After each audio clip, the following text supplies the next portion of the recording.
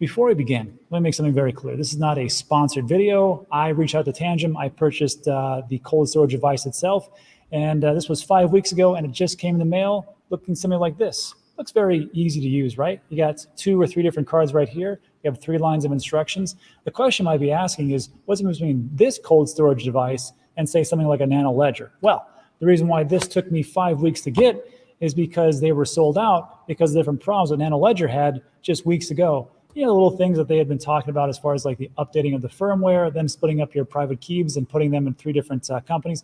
Now, we all know that you have to sign up for that service, and there's a lot of different details about that. But for me personally, I'd like to have a little diversity in my portfolio as well as my cold storage devices. So the question you might have is, what exactly is it and how easy is it to set up? Well, we're going to do that today. It's only take 2 minutes to set up. But here is everything we know about TANGEM. So first of all, you have 6,000 coins and tokens, which are based, and then it is also, the company itself is in Switzerland. What does that look like? Well, it was founded in 2017, headquartered in Zug, with branches in North America, Eastern Europe, and APAC. And just so you know, there was an investment of $15 million by SBI Holdings. SBI Holdings is also the one that is a joint venture partnership with Ripple. And then the leadership itself, or the team behind it, you can see that we got, first of all, A Squared, Andre and Andre, 20 years of experience in tech and management, also fintech industry. BJ and Fernando, 20 and 27 years in finance and management, financial institutions, fintech. Patrick, here's the lawyer, and Juan, 15 years of experience, expert in digital assets. And you'll notice that the tech partners, you'll notice some very similar names you may have heard of, like Visa and Samsung, because all these guys, they've actually worked with the banks for the chip that is within your debit and credit card, and that is the chip and some of the technology that is right here for your private keys. It also has this highest standards of the chip security, which is EAL6.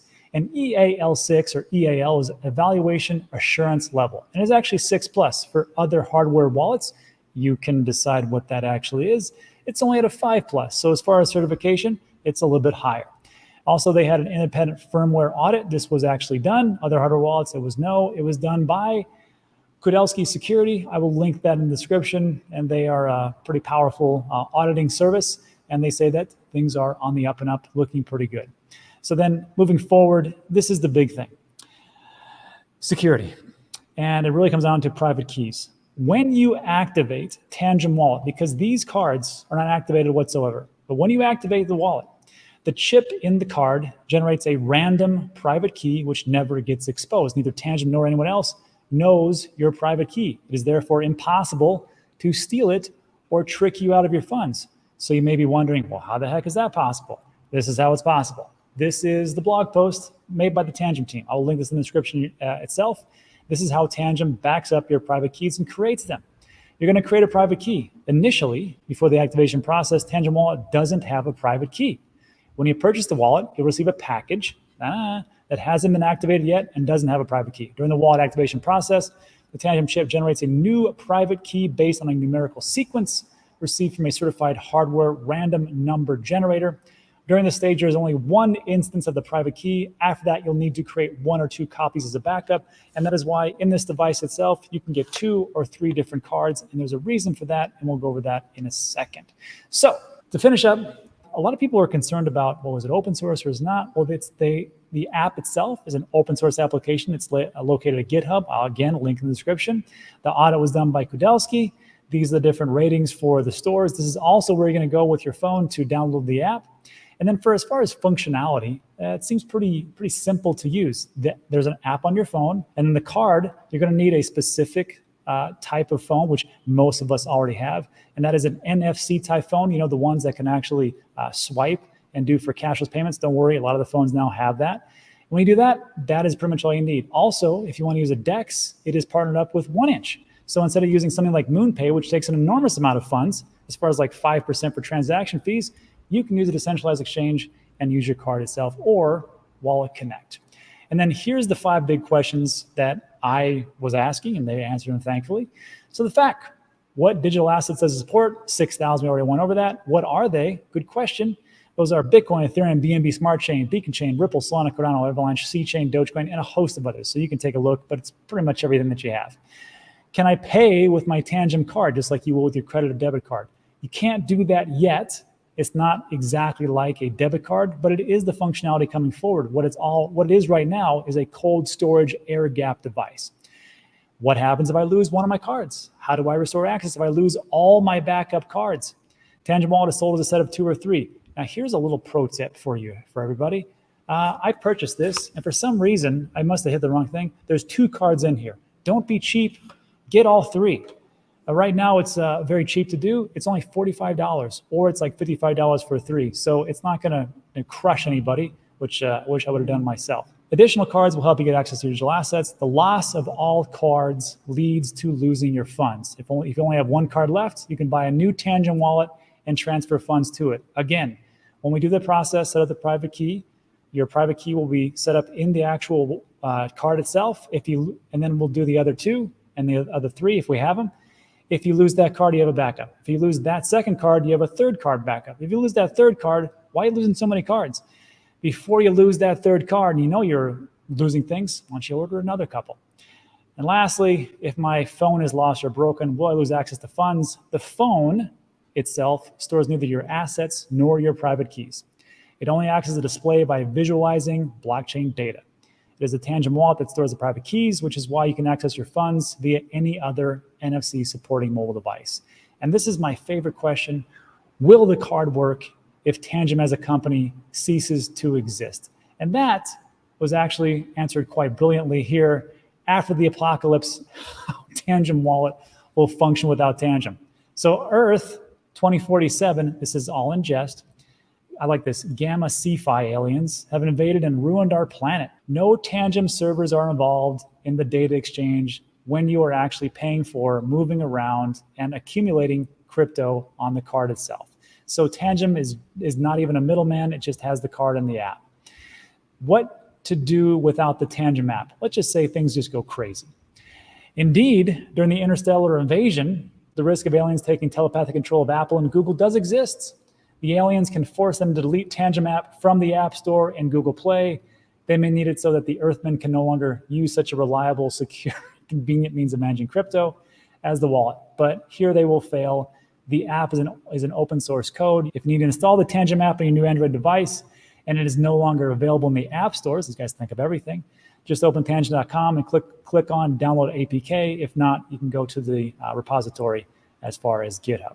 And the last question you may ask yourself is, well, this sounds pretty good, but what's the price? Well, right now, a Nano X is going to cost you $149. Nano S Plus is going to cost you $79.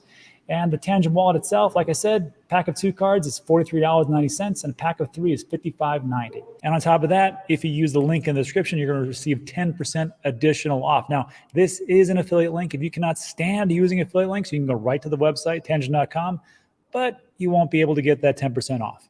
So now what we need to do is break into my phone and actually get this thing rolling. I'm going to show you how it is. Should take about 2 minutes.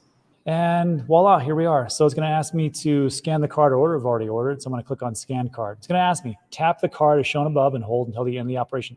So there's 2 cards. Doesn't matter which one you pick. You will probably buy 3, which is a much smarter move. The card is right here. The phone is right here. I'm going to hold this at the back of the phone and just wait for it to go through the whole process. Ready to scan, tap the card as shown above and hold until the end of the operation, and it's done. So that part is done. Now it's going to go through a legal disclaimer, which I'm going to scroll through and read diligently. I'm a speed reader. I'm going to click on accept. Now the next part is going to say create a wallet. Very simple. I'm going to create the actual wallet because we want to keep the wallet or the actual graphical interface in the app itself. Remember, the private keys and the crypto isn't stored in your phone. The private keys is essentially what allows you to spend and move the different crypto, which is on the blockchain. So again, to create the wallet, tap the card, use the same card as you used before, hold it to the back, just like we did it again. Ready to scan, going through the process, done. So there we go. We've got 1 card actually done. Now it's going to ask us a backup. We need to back this up right now. Again, it's all about not losing your cards, but let's back this up just in case. I'm going to click on add a backup card. Very simple. Ready to scan. This is our second card. I'm going to put this in right here. Done.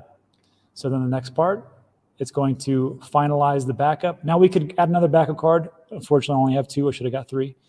Finalize the backup. Warning, you've added 1 backup card. when the backup process is finished, you can't add more backup cards. We'll go over that in a second. Click on continue. Create an access code. Very simple. I'm going to press on continue. I'm going to create a code. I'm going to block this out so you don't see it. And voila. Now it's going to ask me, prepare the primary card with number 0308. See these cards right here? This card right here? On the very back, just like every debit card or different credit card that you have, there's going to be numbers. And in very small letters on the bottom right-hand corner, there's going to be over 12 numbers. At the very bottom, it says 0308. Prepare the primary card number 0308. This is the one. So if you ever get confused, so we're going to scan the primary card, click the button. We're going to, again, go through the process. It's going to be a countdown. I'll cut this out. Great, and we're done. Take the card away. And it's going to say, prepare the backup card with number 0480. This is the one that we have right here, secondary card. There it is. And I'm going to click on scan the card, which is the number 1 backup card. Again, same thing. We're going to scan it. Great, so a couple things. After I got done, it's going to ask me about the Face ID. I actually had a cover on my phone, and for some reason it took 2 or 3 different times. So if you have a cover on your phone, sometimes the transmission gets a little bit jumbled. So you might have to take the backing off like I did. So now it's going to ask me, would you like to use the Face ID? I'm just going to tell you right now, you don't have to. It makes things a hell of a lot easier. So I'm just going to say, allow to use Face ID. Do you want to use Face ID? Yes. And voila. So instead of going, every time you want to go in here, instead of putting in the password, you just use your face and then off it goes. Now let's continue the wallet. So you may notice I have nothing in here. So we can manage the tokens. You can add as many as you want to. There's a whole plethora of different tokens out there. Let's start with XRP. You can do a main chain, BNB Smart Chain, Beacon Chain, USD coin, different settings or different platforms. Let's just use them all. Why not?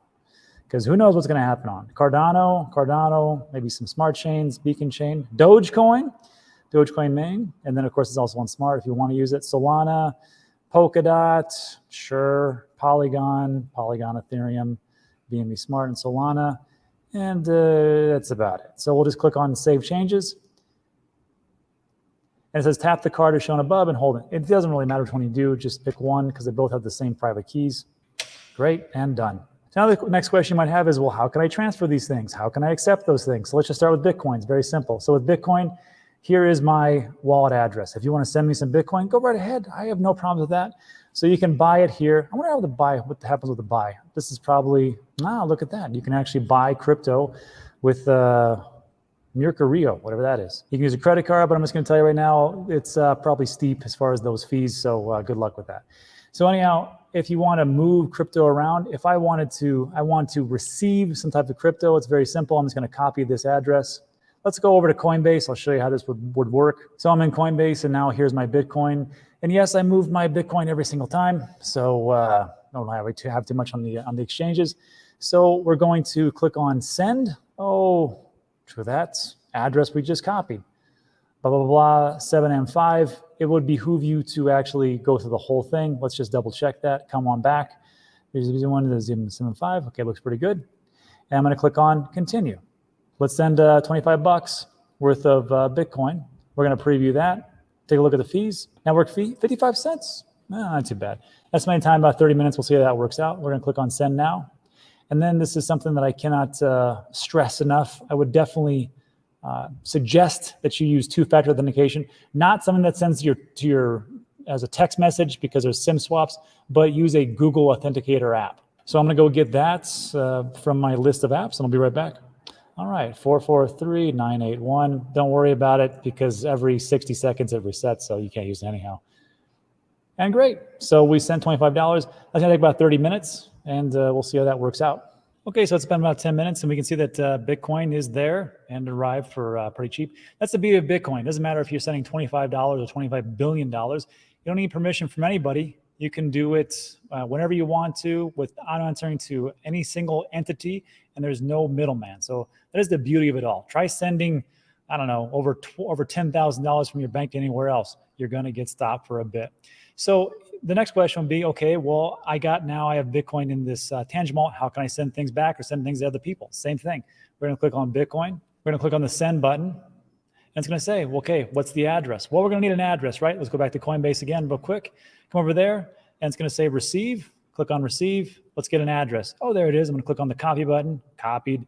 Come back over here. click on the address. I'm going to paste it. Then GK33, I'm just going to double check that over here. Just make sure GK33, 3CED, 3CED. Looks pretty good. So how much I'm going to send? Well, I've got 0.009. Let me flip that into dollars. It's easy for me. So I can try to send $25. Probably won't work. Actually, not $2,500. $25 because there's always a fee, right? And of course, we exceeded that. So let's just try for $24.50. Go from there. Looks like it's going to be okay. There's going to be a little bit of a fee of 41 cents. Not too bad. We're going to click on send.